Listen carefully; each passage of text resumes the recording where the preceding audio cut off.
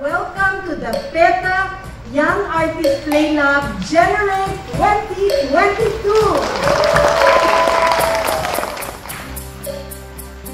The role of the youth in our society is to engage in different initiatives and also influence other youth. You know, every young person can and should be confident, no matter what your background. Whether or not you're shy or you can't even speak in front of an audience, believe me, you can be confident. And that's because each of us, young, old, we come into this world with a particular talent, a unique talent which only you possesses. Only you have that talent to contribute to the world. Aking mga estudyante. Ako ay guro. Ako ay higit pa sa aking pangalan.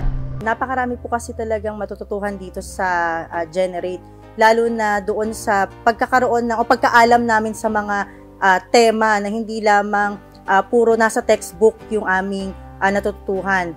Gayon din yung mga iba't ibang tema na kailangan na maibaba namin sa mga kabataan, lalo sa mga estudyante namin.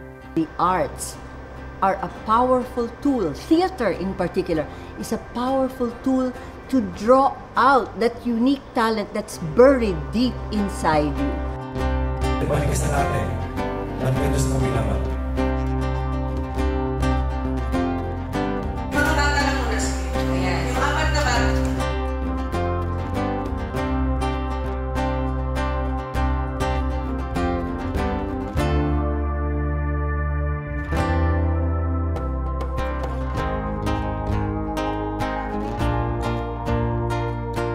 Nakita ko at naramdaman ko with the performances that I had seen in this first phase of implementation. Yung galing ng ating mga teachers, no? Yung galing ng ating mga bata.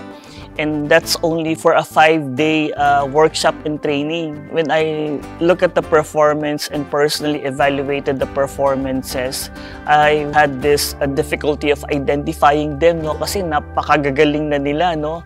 Mas mahusay pala sila when they are really exposed to a much systematic and longer training na face-to-face, na merong mga ganitong expert na magagaling sa Young Artist Play Lab, no? Palagay ko, with this setup of having it a longer engagement will redound to a huge number of those teachers and students na mas may improve yung kanilang performance, yung mga talents nila.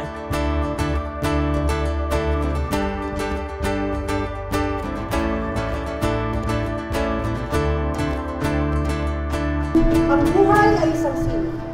Makulay, maliwanag, at malaya. Tayo ay may kalayaang kulayan ang daigdig ng kabataan at magbigay liwanag sa kinabukasan. Ipagpapatuloy ang pagpapaalam ng sining at haraya sa kabataang Pilipino. Ang sining din ay ating tahanan. Ang sining ay paraan upang lahat tayo ay magkaisa. Tulad ng isang punla, tayong mga kabataan ay uusbong, yayabong at magpapatuloy sa paglikha para sa kalikasan